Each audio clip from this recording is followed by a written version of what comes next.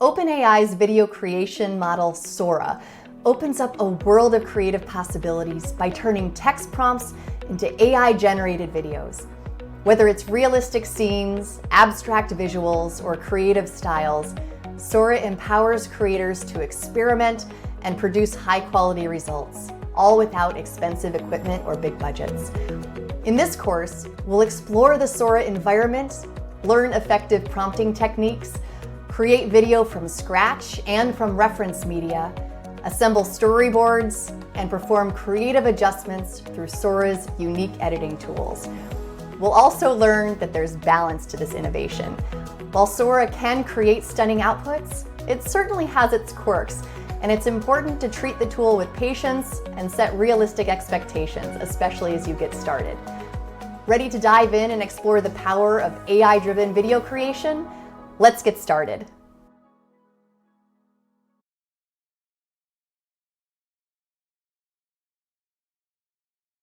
Sora empowers users to generate novel AI videos from conversational text prompts.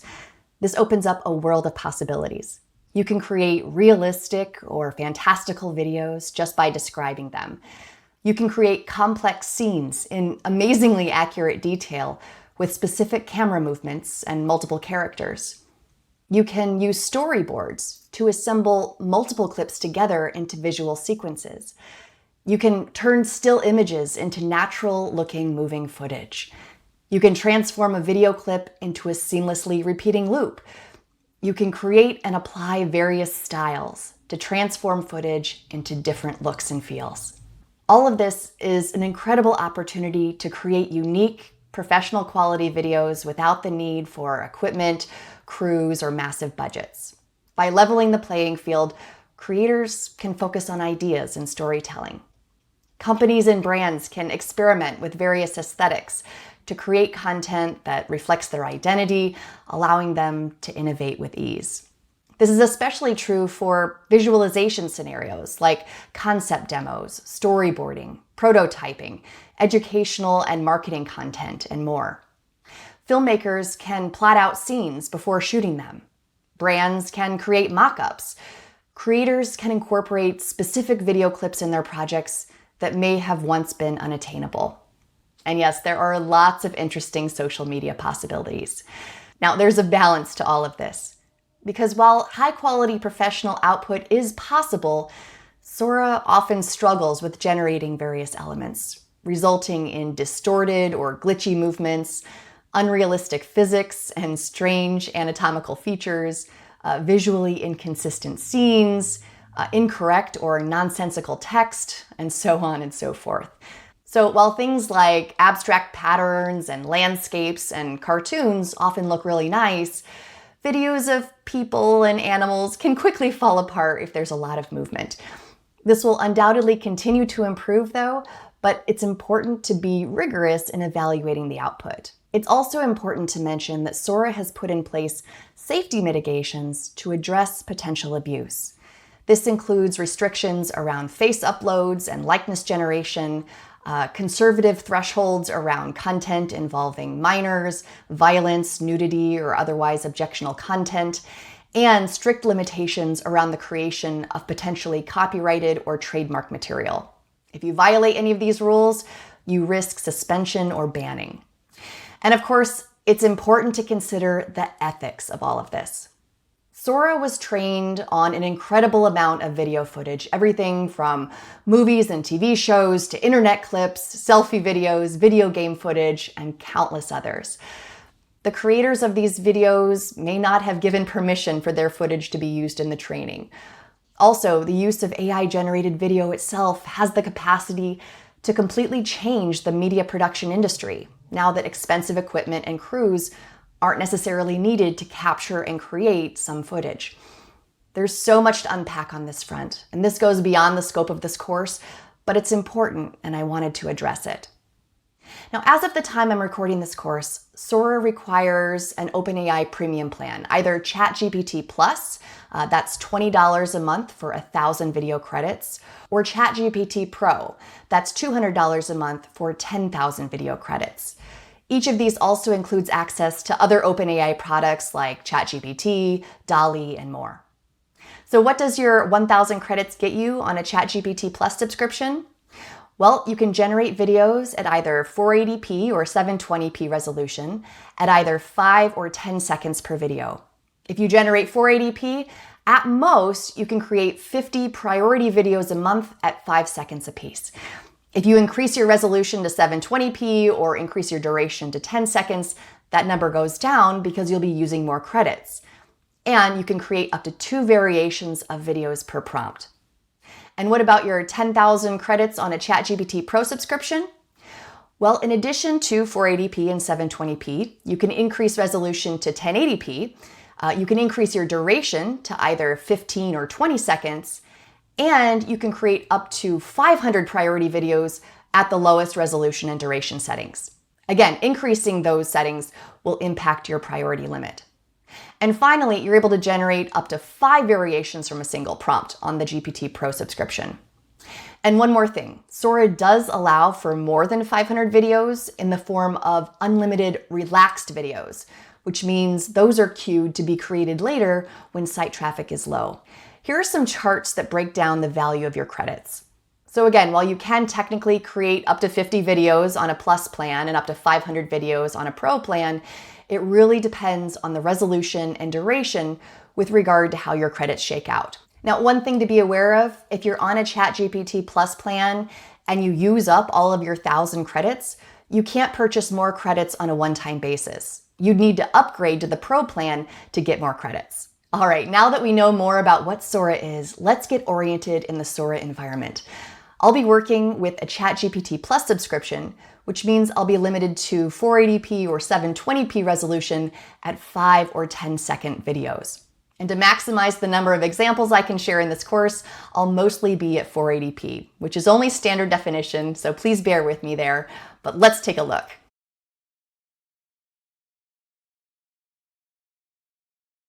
Let's get oriented in the Sora environment. I'm at Sora.com and logged into my ChatGPT Plus account. In the Explore section, I have Recent, Featured, and Likes. Recent shows me some of the videos that have been recently created by other users. This section highlights fresh content that continuously updates in real time, and it can be really nice for, spotting trends and looking at what others are creatively doing with the tool. As I hover over each, you can see that each video shows me who created it, and then there's remix, loop, and like buttons. For now, I'll just like a few of these, and we'll explore remix and loop a little later. I also want to show you that when I click on any video, it opens up in a lightbox, and I have a number of options. I can hover over this text field to take a look at the prompt that was used to generate the video, which can be really useful in learning what it takes to create each of these. There are also various editing options, remix and loop, which were available as overlays on the main screen, plus recut and blend, as well as edit prompt and view story. If I do make any edits to videos in the recent library, I won't be editing this video, I would be creating a new video. I'll very briefly explain what each of these does right now, but we'll cover them in detail in Chapter 3. Edit prompt will let you modify anything about the text prompt to create a new video. View story shows you your storyboard view, which is a visual representation of the prompts that make up the video. You can rearrange, delete, or refine the elements in the storyboard. Recut lets you choose a segment of the video and then extend it either forward or backwards in time. Remix lets you input a text prompt to transform the video in some way, either something about the content or style or something else. Blend lets you transition from one clip to another and blend them together where you can sort of combine elements from multiple clips in a hybrid way. And Loop lets you create a seamless repeating segment from an existing video clip. All right, so some nice ways to edit the video clips. And when you do it on one of the videos in this library, you'll be starting with at least some degree of inspiration. You won't be starting from scratch. Again, we'll go over each of these editing tools later in the course. Now, the Featured tab shows me videos that have either been selected by Sora's team or through the algorithm for their quality and innovation. So this is a great section to help inspire and show what's possible. I'll like a few of these as well. And again, if I click on any of them, it opens up and I can view the prompt, access the editing tools, and so on. And then of course, the likes section shows me any of the videos that I've liked within recent or featured. One other tool in the Explore section is Search for Similar. This will search for videos with the same theme, style, or action. It can be a good way to quickly identify similar content. Now let's head down to Library. All Videos shows me the videos that I created in Sora. If this is the first time you're using it, it will be blank. I've got a bunch, as you can see, and I do have a filter tool up here where I can set filters to just look at certain types of videos if I like. I can also change my layout for how I look at my videos, as well as the aspect ratio that I want them displayed at. And here's my activity queue for my video creation. I've got an upload section where I can upload my own video and still images. This is useful because Sora works not only with text prompts, but it can also use existing media as inspiration to create new videos. Favorites is where I can favorite my own videos as opposed to other people's videos, which is what the likes is up here. And Archive is where my archive videos go. You can see that if I archive a video from my all videos, it goes in that folder. And here I can create folders if I want to further organize my videos.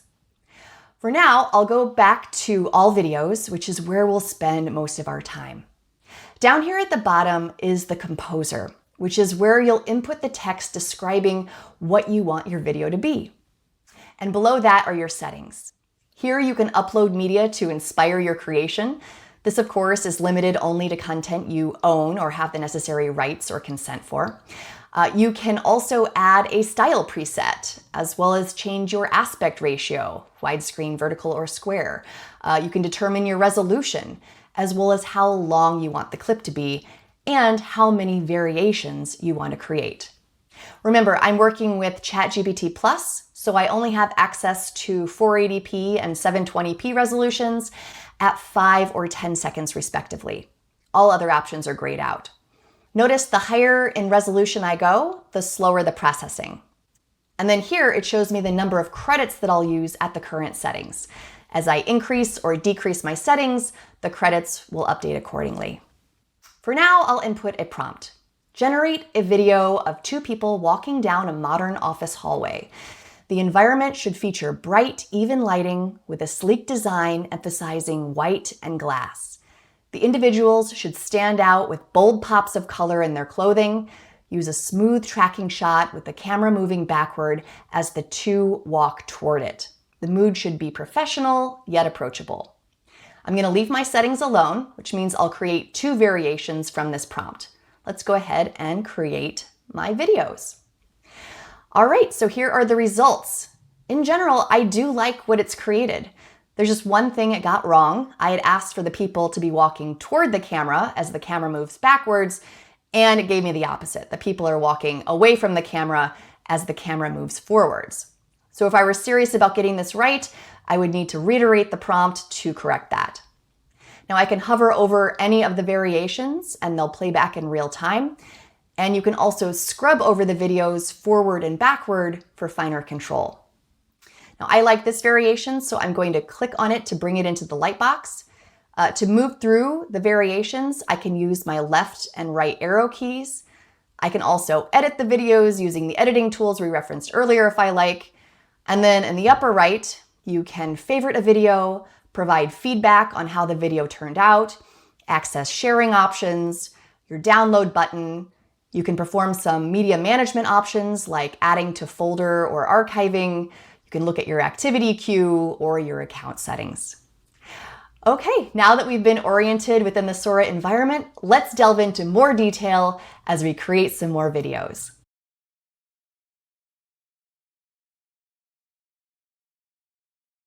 You can use Sora to create complex videos with a lot going on, intricate backgrounds, different camera movements, and multiple characters and objects.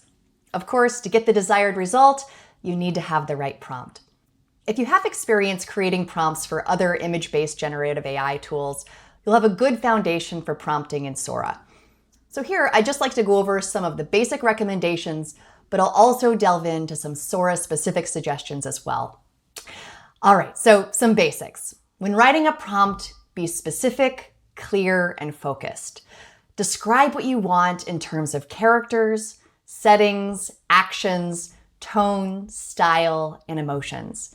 And while being simple and clear is important, do use vivid language. Because of Sora's natural language understanding, using good descriptive language is usually more effective than trying to tell Sora every single detail to create a certain aesthetic.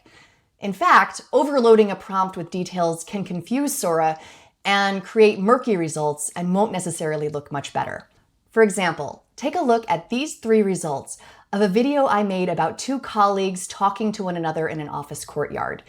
I created the first video with a simple 20-word prompt. 2 colleagues chat in a modern office courtyard, trees and benches surround them, a relaxed professional atmosphere with natural lighting, and here's what that looks like. Okay, not bad. I created the second with a more detailed 85-word prompt.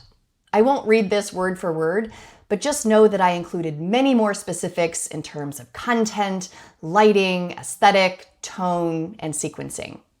And here is that result. And I created the third with a very detailed prompt broken down with bullets, and this is 170 words. Again, I won't read the entire thing, but you can see that this one breaks everything down at a very granular level and includes an incredible amount of visual detail. And here's what that one looks like. So they all look okay, but I think you'll agree that the third one isn't necessarily much better than the other 2. With my long prompt, there's just so much detail that Sora may be getting bogged down with it, particularly when it comes to describing actions over time. Now keep that in mind when we talk later about the storyboard feature, which can sometimes be helpful when creating prompts that tell a story with a beginning, middle, and an end, or at least include some type of specific sequencing. And finally, consider providing proper context for how the video will be used. Detail the audience, scope, platform, and so on. Is it part of a product video for Instagram? A video clip for a TV ad? Something for an explainer video for internal training? Be specific on the video's purpose. And remember, you're creating video, so you've also got a lot of video description terms that you can add to the mix. Try to imagine the video in its 4-dimensional form so that you're creating the right filmic look in terms of shot composition, camera angle, camera and lens movement, lighting, visual texture, film stock or filters, color scheme, and more. This page from Sora's blog breaks down some really useful cinematic terms to use in your Sora prompts, so I encourage you to look that over. To show you how cinematic language can really change the way video looks, I'd like to show you 3 clips of someone reading a book in a library. First, we've got a close-up shot. This focuses on the hands and the book, and it has a 16mm film look. Now, there's definitely some pretty problematic physics and spatial problems with this book, so this would need some additional prompting to correct. Next, we've got a wide shot. This is more dramatic, and this one I described with a bright HDR look with vivid colors and deep shadows. I think this one looks pretty good. And here we have a medium dolly shot, dreamy quality, bleach bypass film treatment, muted colors, and contrasty. All right, so a much different look here. So this is a good example of the same basic subject, but dramatically different looks depending on the cinematic language you use in the prompt. Finally, one useful thing you may want to consider is to ask Sora to role play in order to enhance your results or help think outside the box. Take a look at this prompt, which doesn't actually mention anything specific about the way the video should look, but instead focuses on the audience, the message, the concept, tone, and style. You are an award-winning creative director tasked with designing a bold, innovative video concept for a corporate audience. The goal is to inspire leaders and employees to embrace teamwork and collaboration as drivers of innovation. Think outside the box and avoid generic solutions. And then here you can see that I've broken down details in terms of my desired audience, my message, a basic visual concept, tone, and style. I ran this prompt 3 separate times, and here are 3 very different results. Now, the reason why role-playing can be a good approach is that it allows Sora to better guide creative decisions, pushing the model to not only create an aesthetic, but also suggest ideas and make decisions toward a specific goal. And while these videos might not hit the mark, they serve as an example of how this sort of prompt can be useful in certain contexts. Through all of this, remember the importance of refinement. You may very well need to continue reiterating the prompt to get the results you desire. Iterations are very often necessary, even for well-crafted prompts. As you've seen in this lesson, the first example isn't always the best. Your edit prompt command will be very useful to you. Just evaluate how things turned out, try to discern what went wrong, and then try again until you get there. And it's often through this reiteration that you really learn how Sora responds, and you'll continue to get better at video-based prompting.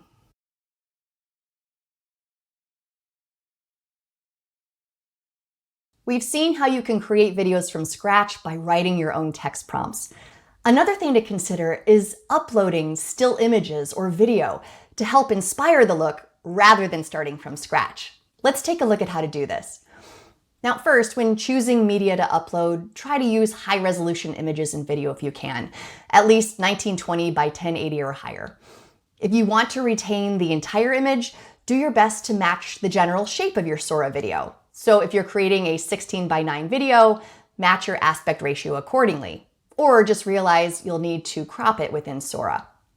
Now I'm going to start with a still image, which is a photograph of these 2 birds. And I just want Sora to transform the image into moving video. So I'll just add a simple text prompt with clear descriptive language. Animate a still image of 2 birds perched on a branch in a gentle, naturalistic way. Add subtle wing movement and occasional head tilts to create a lifelike appearance. Use smooth, seamless motion to maintain a realistic and calming effect. Now I'll upload my image. Notice that there is a media upload agreement to make sure I'm using media that I own or have the proper right and consent for, and that doesn't contain any objectionable content. And here it's telling me I don't have the ability to upload content of people at this time. And I'm ready to animate my still image. And here's the result. It's maintained the look of the original photograph, but it's added some nice movement. There's definitely a bit of a frenzy toward the end of the clip, so I'll probably need to correct that, but all in all, I'm satisfied with this look. Now here I have another image, this time of a lovely purple and pink dahlia. I want this one to be more abstract. So I want the dahlia to spin and then gradually change color to yellow. And here's the result. Now this isn't quite what I wanted, but I still like it. Sometimes you end up with happy accidents when the prompt gives you something unexpected. Now let's upload a video clip. If your source clip is too long, you may need to trim it so that it's short enough for Sora to work with. Now I have this video clip of the people walking down the office hallway, which I generated earlier in the course. I'm just going to change one thing about it. Let's change the people into robots. To do that, I'm going to click on Remix so that I can add a prompt to change this video. So I'll just do something very simple. Transform the people into robots wearing the same colors. All right, so this result isn't too bad. Here again is the original, and here's the transformation. Also, one more thing. Notice that when I upload media, these clips are now available in the Uploads tab so that I can easily use them moving forward. Okay, so that is working with prompts and uploaded media. I think it's a great way to give Sora a visual template to work with, a nice head start on creativity.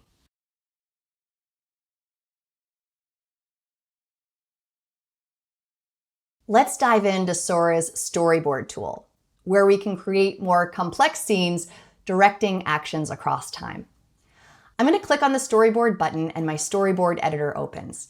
Here I can enter a text prompt for the first part of my scene, or I can upload some media. Now the first storyboard card should generally be nice and detailed, setting the scene. But I'd like to show you a nice feature to help flesh out your detail. I'm just going to type in something very simple.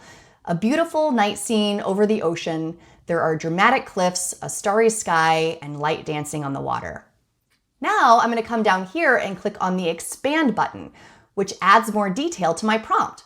Take a look at how this feature transforms my prompt into something with much more vivid and cinematic language.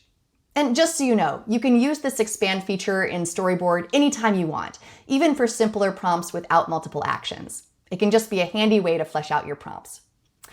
All right, so this is great, but what if I want something to change over the course of the video? That's where adding additional storyboard cards comes in.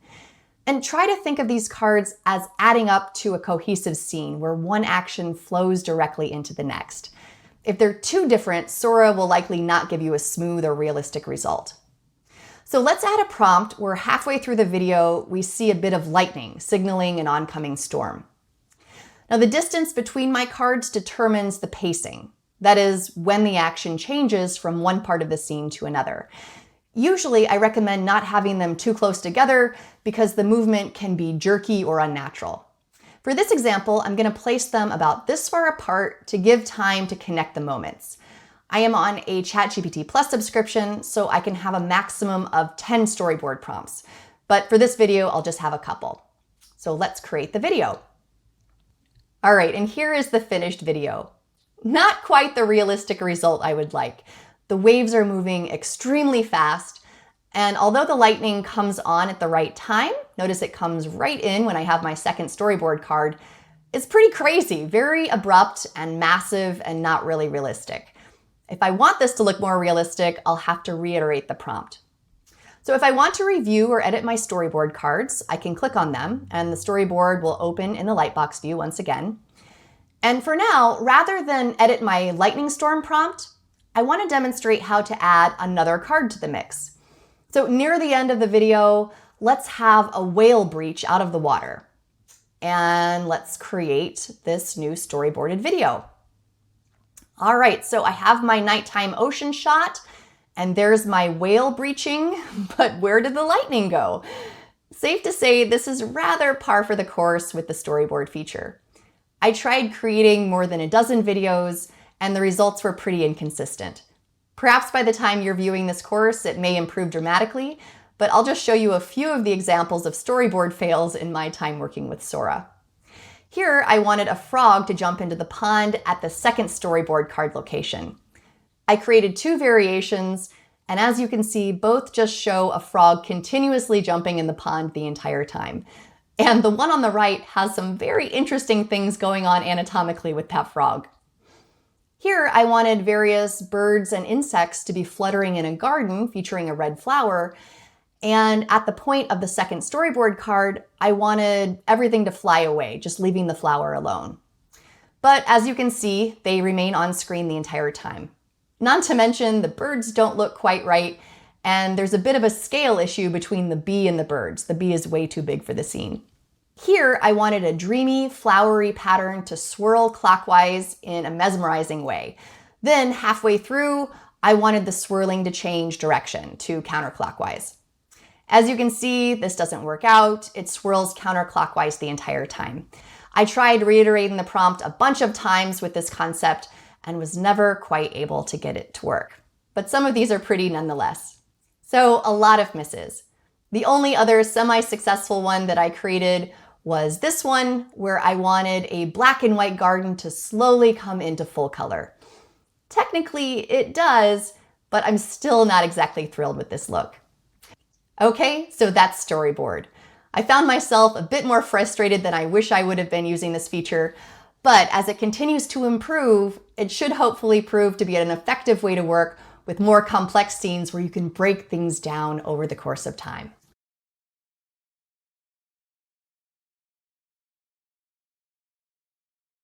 Sora offers preloaded presets, which can change the way your video looks visually and aesthetically. As of this recording, there are 5 default presets. Perhaps by the time you're viewing this course, there may be more or different ones. But I'll give you a sense of how each one looks for now. My prompt is just 2 people walking across a stone bridge. Here's Balloon World, which is a bouncy, whimsical, colorful, cartoonish look.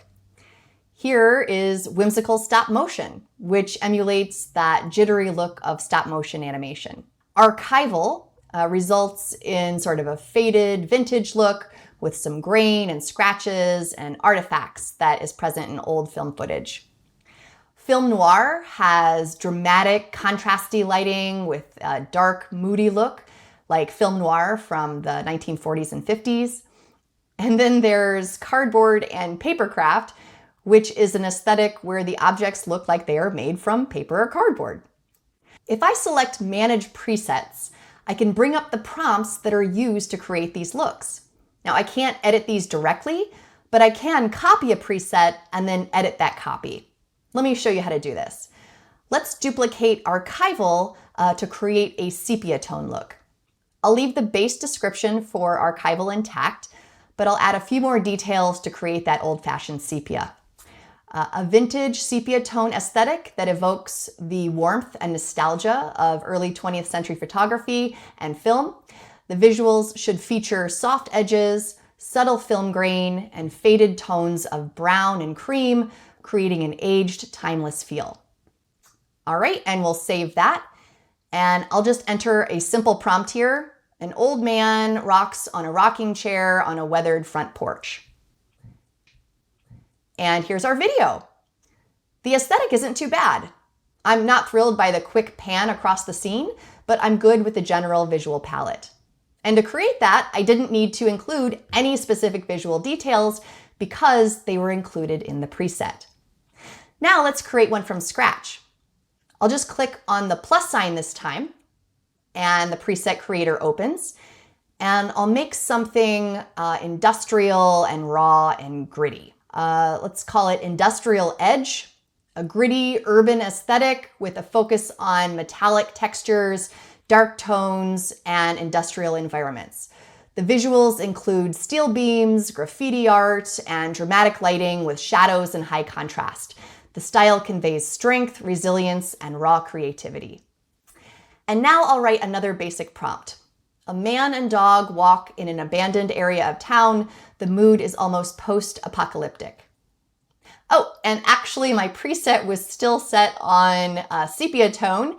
So here is the man and dog in sepia, an interesting look. But let's go ahead and create a new video and make sure to change our preset to Industrial Edge. And there we go. Our gritty, edgy aesthetic is in place. And again, I didn't need to include any of those details in my prompt. So if you find yourself going frequently to a particular visual palette, creating and using presets is a really efficient way to work.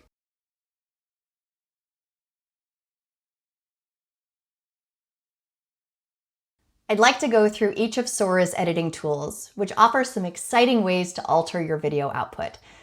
And before I do, I just want to reference this credit chart again. You can see that performing recuts, remixes, blends, and loops cost different amounts than creating videos from scratch. Let's start with Recut. Recut lets you either trim or extend a clip in different ways. Let's take this shot here. This was the video we created earlier out of this still image. We added some movement to it, but Sora sort of made the birds freak out at the end of the clip. I'd like to remove that and keep things calm and serene. So I'm going to isolate this section by trimming it down. And then when I click Create, Sora will fill in the rest of the clip with the content from my trimmed section. As you can see, I now have a longer continuous clip that has been extended from the section that I like. This is a great way to create new frames either backwards or forwards in time. Now let's move to Remix. Remix lets me edit my video using a text prompt. Let's take our new clip of the calmer birds. And I'm going to ask Sora to just remove one of the birds and replace it with a flower. To achieve that, I just click on Remix and describe the change I want to make. After writing my description, I'll choose my remix strength. Basically, this is how much of the original video I want preserved. If you're just making minor changes, you can choose subtle or mild. If you want to make significant changes, choose strong. In our case, I'll keep the strength on strong. All right, so here is the result. It didn't quite hit the mark. The beginning looks okay, but then this bird just appears. So rather than redoing the remix, I'm going to keep this clip and just perform a recut. So I'll isolate the section that I like before the other bird appears, and then I'll recut it to extend to the full length. All right, great. I now have my single bird and my flower over the duration of the entire clip. Let's now look at Blend. Blend lets you combine two video clips together to create something new. Let's return to our bird friend here. I would like this bird to change into another bird over the course of the video. Blend requires that I add another video clip to the mix, and I have an image of a blue jay, which I will again add some movement to. So I'll just type a simple prompt to add some natural movement. And here is my result. I think this is really nice, very natural, a great translation of movement from my still photograph. And so now I'm going to go into my first bird video and click on Blend. I can either upload a video from my computer or I can choose a video from my Sora library. So I'll just grab my Blue Jay video and my blend editor opens and I see my clips side by side. In the middle is an influence curve, which is where I tell Sora how strong of an influence each video has at each point during the duration of the shot. The higher up the curve, the more influence the top clip has. Lower down the curve, the more influence the bottom clip will have. By manipulating these curve handles, I can change the speed and timing of my blend. By default, I have a nice even curve, which I'm going to keep. So let's perform the blend. And here is the result. I think this is pretty cool. The first bird morphs into the second bird over the course of the clip. I think it works really well with the bird's natural movement, and it's a really neat effect. Finally, let's look at Loop, which lets you seamlessly repeat a section of your video. Let's loop my new bird morph clip. As I play it now, you can see there's a jump cut. The bird jumps visually from one position to another when the clip starts over. I would like to smooth that out and then just loop it seamlessly. So I'll click on Loop and my loop editor opens. I can choose the section I want to loop by adjusting my handles. And in our case, I'll loop basically the entire clip. And then I choose my loop type, short, normal, and long, which adds 2 seconds, 4 seconds, and 6 seconds respectively. So if the clip has very little movement and the first and last frames of the clip are pretty similar, short loop should be fine. But if there is a lot of movement and the first and last frames are very different, a longer loop will work better so Sora can create enough frames to connect them seamlessly. For our loop, I think short will work best. And here's the result. If you keep your eye on the bird, there's no longer a jump cut. It's a smooth, seamless video loop, which is pretty cool as we see it transform from one kind of a bird into another again and again. All right, so all in all, I think Sora has some pretty powerful editing tools that mix prompting and other post features to achieve some pretty impressive results.